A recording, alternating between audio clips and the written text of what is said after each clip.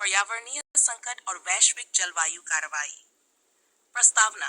हम पृथ्वी से विरासत में नहीं बल्कि अपनी आने वाली पीढ़ियों से उधार पर जी रहे हैं। यह कथन आज के जलवायु संकट को समझने की कुंजी है। 21वीं सदी के सबसे बड़े वैश्विक खतरों में से एक है जलवायु परिवर्तन। ये केवल मौसम में बदलाव नहीं बल्कि जीवन के हर पहलू, स्वास्थ्य, खाद्य सुरक्षा, आजीविक स्रोत, जैव विविधता और राष्ट्रीय सुरक्षा को प्रभावित कर रहा है। इस संकट का हल केवल नीतियों और समझौतों में नहीं बल्कि सतत विकास, सस्टेनेबल डेवलपमेंट में छुपा है। भाग 1। जलवायु संकट क्या है? परिभाषा। जलवायु संकट एक ऐसी स्थिति है जिसमें मानव गतिविधियों के कारण पृथ्वी की जलवायु प्रणाली में असामान्य और तीव्र परिवर्तन हो रहे हैं, जिनके कारण तापमान में वृद्धि, समुद्र स्तर में वृद्धि, मौसम की चरम घटनाएं, जैव विविधता में गिरावट, कृषि और जल संकट। वैज्ञानिक साक्ष्य। ओवर एचडी के बाद से पृथ्वी का औसत तापमान 1.1 बढ़ चुका है। पिछले 8 वर्ष इतिहास के सबसे गर्म साल रहे। अंटार्कटिका और आर्कटिक की बर्फ तेजी से पिघल रही है। ग्रीन हाउस गैसों COCH स्क्वाड की सांद्रता अभूतपूर्व स्तर पर। भाग 2। जलवायु परिवर्तन के प्रमुख कारण। मानवीय गतिविधियां। 1। जीवाश्म ईंधन का प्रयोग, कोयला, पेट्रोल, डीजल। वनों की कटाई, कार्बन अवशोषण में गिरावट। औद्योगिक उत्सर्जन, फैक्ट्रियों, बिजली संयंत्रों से गैसें। 4। कृषि गतिविधियां, मीथेन उत्सर्जन, अत्यधिक जल उपयोग, अनियंत्रित शहरीकरण और प्लास्टिक प्रदूषण। प्राकृतिक कारक, ज्वालामुखी, सौर विकिरण, समुद्री धाराएं, परंतु वर्तमान संकट का 98% कारण मानव है। भाग 3। जलवायु परिवर्तन के प्रभाव। पर्यावरणीय प्रभाव, ग्लेशियरों का पिघलना, समुद्र स्तर में वृद्धि, द्वीपीय देशों पर खतरा, सूखा, बाढ़, लू और चक्रवात की तीव्रता में वृद्धि। आर्थिक प्रभाव, कृषि उत्पादन में गिरावट, ऊर्जा और जल संसाधनों की कमी, इंफ्रास्ट्रक्चर को नुकसान, बाढ़, चक्रवात। सामाजिक प्रभाव, जलवायु शरणार्थियों की संख्या में बढ़ोतरी, स्वास्थ्य समस्याएं, हीट स्ट्रोक, जलजनित रोग, आजीविका संकट, विशेषकर गरीब, आदिवासी और तटीय समुदायों में। भाग 4। सतत विकास और SDGs। सतत विकास क्या है? विकास जो वर्तमान पीढ़ी की आवश्यकताओं की पूर्ति करे बिना भविष्य की पीढ़ियों की जरूरतों से समझौता किए। ब्रेंटलैंड रिपोर्ट 1937 संयुक्त राष्ट्र के FN सतत विकास लक्ष्य, sustainable development goals.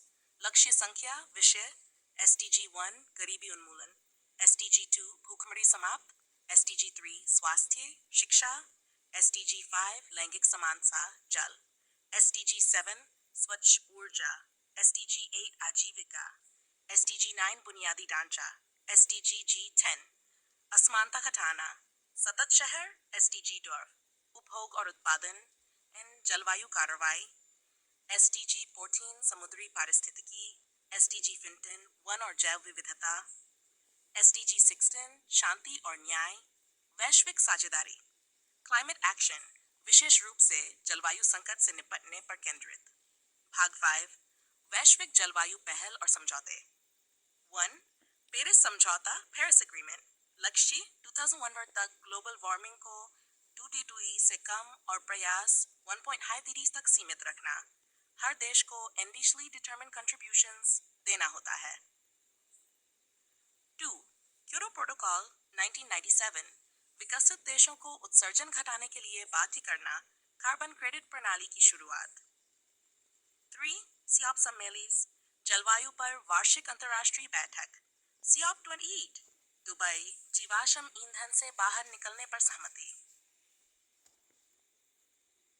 Green climate fund, विकासशील देशों की सहायता हेतु विकसित देशों द्वारा 100 अरब सालाना का वादा। भाग 6। भारत की भूमिका और जलवायु नीति। भारत की प्रतिबद्धताएं, नेट जीरो कार्बन उत्सर्जन का लक्ष्य 2030 तक, ऊर्जा का 80% नवीकरणीय स्रोतों से कुल कार्बन उत्सर्जन में 1 अरब टन की कमी। प्रमुख पहले अंतर्राष्ट्रीय सौर गठबंधन 78+ देश, the national action plan and climate change, eight mission, सौर, जल, कृषि, ऊर्जा। थी PM कुसुम योजना, सौर ऊर्जा से सिंचाई, सौर, faster adoption of electric vehicles, 5. Millets mission, जलवायु अनुकूल कृषि। चुनौतियां, कोयले पर निर्भरता, शहरीकरण और उपभोग की आदतें, वित्तीय और तकनीकी संसाधनों की कमी। भाग 7, जलवायु न्याय और वैश्विक असमानता। जलवायु न्याय क्या है? जिन्होंने सबसे कम प्रदूषण किया उन्हें सबसे ज्यादा नुकसान हो रहा है। विकसित देशों की ऐतिहासिक जिम्मेदारी, विकासशील देशों के लिए न्याय संगत संक्रमण। कॉमन बट डिफरेंशिएटेड रिस्पॉन्सिबिलिटीज सिद्धांत। वैश्विक असमानता, अमेरिका और चीन 45% उत्सर्जन, अफ्रीका केवल 3%। लेकिन सर्वाधिक प्रभावित छोटे द्वीपीय देश व समुद्र में डूबने का खतरा। निष्कर्ष, एक सतत और सुरक्षित भविष्य की ओर जलवायु संकट अब केवल वैज्ञानिकों की चेतावनी नहीं बल्कि मानवता का वास्तविक संकट बन चुका है। इससे निपटना केवल सरकारों की जिम्मेदारी नहीं बल्कि हर नागरिक, छात्र, किसान, उद्यमी और उपभोक्ता की जिम्मेदारी है। हम सब मिलकर ऊर्जा की बचत करें, पर्यावरण अनुकूल उत्पादों का प्रयोग करें, वृक्षारोपण करें, प्लास्टिक का त्याग करें, हरित शिक्षा को अपनाएं। सतत विकास लक्ष्य केवल संयुक्त राष्ट्र की नीति नहीं बल्कि हमारी साझा जिम्मेदारी है। एक ऐसी दुनिया के लिए जो अगली पीढ़ी को जीवन दे